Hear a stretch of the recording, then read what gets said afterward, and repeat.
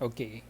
So the first classification that we have is based on primary controls. So when we say primary control, main or I can say key control. When you say key control naman, key means it can mitigate high risks. That is why it is key. It is a significant control. It is an important control. Now, for you to classify this key control, meron tayo tinatawag na mga primary controls. So, when you say primary controls, again, also, um, sila yung una.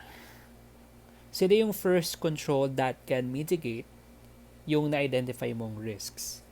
So, the first primary control that we have is what we call preventive control. So, as stated here, when you say preventive control, it can deter the occurrence of unwanted events designed to reduce likelihood. So, please take note of this, reduce likelihood. So, I'll just give an example and then I'll give more, especially based on my experiences from different industries. So, here examples are storing petty cash in a lock safe and segregating duties, authorization, credit limit checks, restricting user access to IT systems, and then firewall. Okay, so but kaya first yung preventive control? Sabi nila, di ba, um, para hindi na magkaroon ng impact yung risks sa'yo, hindi na makaabot, hindi na makaagrabyado yung risks na na-identify mo, dapat mapigilan na, dapat maharang na, dapat ma-prevent na. That is why it is a preventive control. So, as simple as that, ganun lang yung classification nito. Preventive control, prevention. So, number one is stated here, storing petty cash in a lock safe and segregating duties, or SOD, segregation of duties. Okay, the risk that I can think of here is cash theft or stealing cash.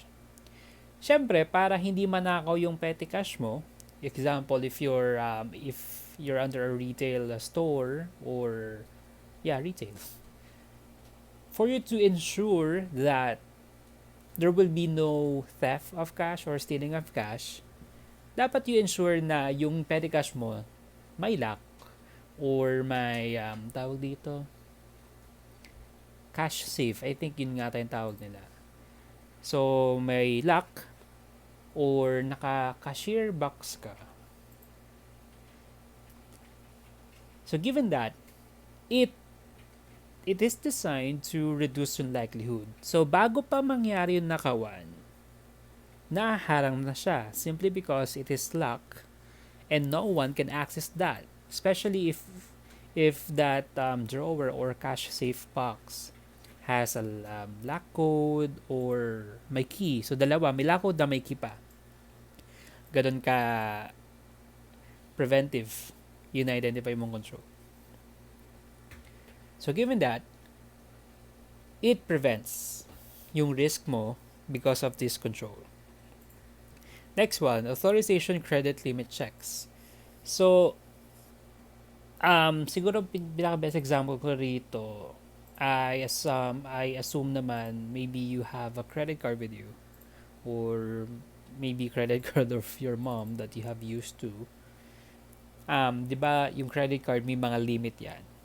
So depende 'yon. So example, baka starting mo 20,000 muna, 30 and then magiging 100,000 and then magiging 1 million yung credit limit mo for that card.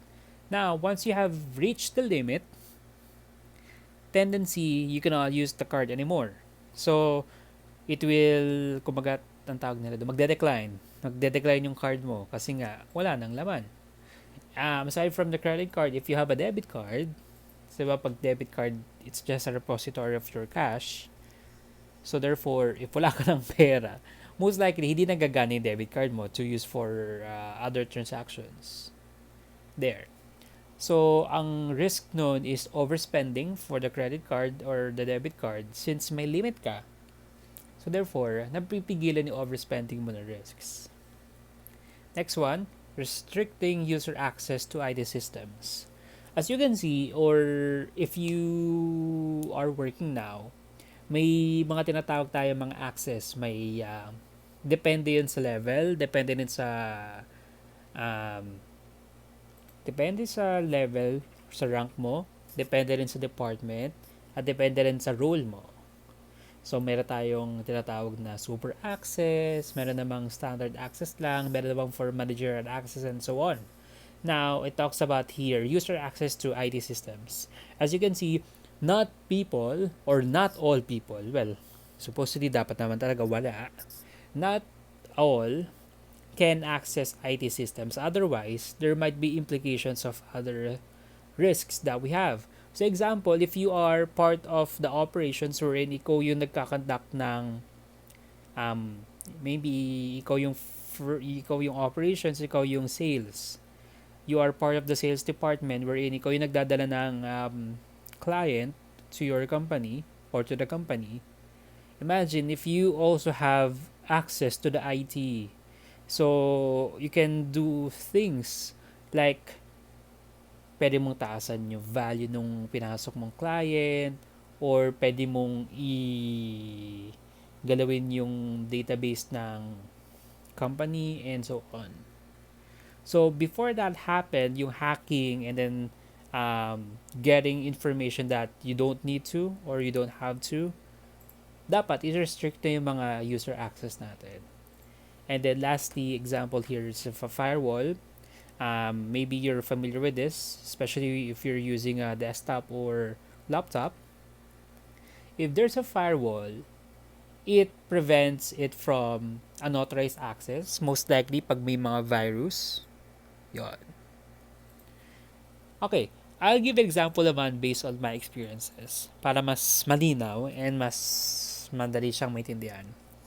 Sige. From bank. Yeah, currently I'm working in a bank. From a bank perspective, or we call it branch. Just so you know lang, we call it branch when you are going to a specific bank. Kunwari sa QC, yan. Kunwari sa Anonas, yan. Kunwari sa Laguna, yon. Those are branches. So example, QC or Cubao branch, yung pupuntahan mo ng bank. Now, syempre, ang number one risk mo dyan, of course, is theft of cash. At the end of the day, it's a financial institution, therefore, every branches have lots of money. As you can see, dapat maraming preventive control sa mga branches ng mga banks natin. So, if you're gonna think of it, ano kaya yung number one na preventive control ng isang bangko?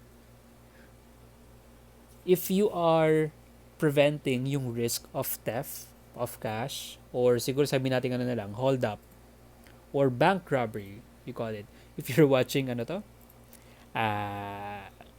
ano nga sa Netflix to? Basta yon yung sa Netflix, yung may nakawan. Basta yon.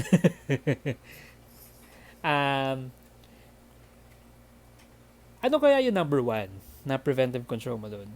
Can you say that the guard is a preventive control? Pwede.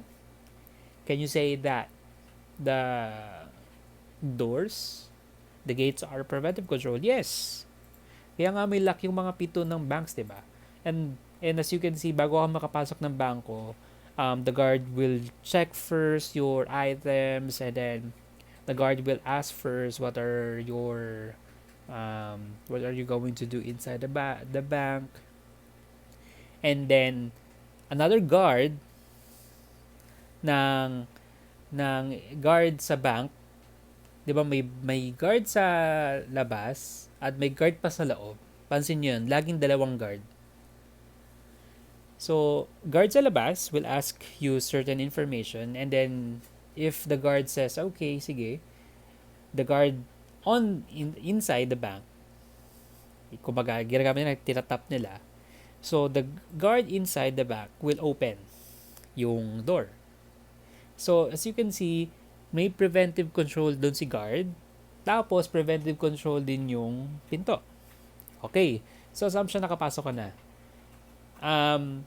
Have you noticed saan kaya nilalagay ng mga bank yung cash, yung mga pera? Maybe you're familiar with vault or mga cash vault, yung mga yan. If you have a vault with you sa bahay nyo, sa home nyo, then wow, yaman, de. Joke lang. If you have a vault in your home, maybe it's kind of small, maybe it's just the size of a box or mini vault, they say. In a bank, it's not like that. In a bank, we call it main vault. So when you say main vault, it's really big. It's like a vault and the size it's one room. Ganun kalaki. And inside that vault, you cannot go first inside kasi meron pang mga lock. So, in a bank, may lock yung main vault. So, may passcode yung iniikot. Um, kung pwede lang, hirap i-visualize na eh. Ano lang tayo, naka-online. Anyway, I mean recording. Anyway, yung iniikot, may passcode yon. So, that is already a preventive control. But, did you know that in a bank, hindi lang isang passcode yon. May tinatawag kaming another control wherein si manager at isang officer ng bank, dapat every time mag-open sila ng vault, dalawa silang nandun. Presence ng dalawa. Yung isang manager at isang officer, mag-open sila ng vault. So, iba yung passcode nung manager, iba rin yung passcode ni officer.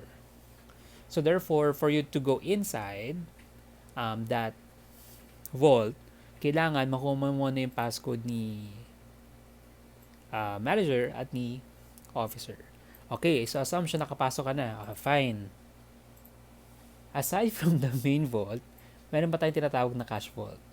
So, inside the main vault, meron pang vault. Kasi yung main vault mo, hindi lang naman cash ang laman nun. Actually, the main vault also has forms, has accountable forms like checks, like other accountable forms, yung mga manager's check, and other things. Inside the main vault, meron tayong cash vault. So, inside the cash vault, hindi ka pa makakapasok agad. Hindi mo makakuha yung pera. Because that cash vault still has a lock code. Aside from the lock code, that cash vault also has time lock. Wherein, it will take you 10 minutes or 15 minutes, depende sa banko, before you can access the cash. So, nandun yan, nakaset na yun, nasa system na yun. Hindi agad mag-open yung cash vault, you need to wait for 10 minutes or whatnot. So, it prevents another prevention for robbery or bank robbery is that yung lock, time lock. Bakit? Sa tingin nyo, ba't kaya ganun? Siyempre, yung mga hold-upper, yung mga robbery natin, yung mga yan, magmamadali yung mga yun eh. Siyempre, for sure matatawagan na nila yung mga authorities, yung mga officials. So, imagine kung 10 minutes yung waiting time nila, most likely, dapat nandun na yung mga officials, nandun na dapat yung mga police, nandun na dapat yung SWAT.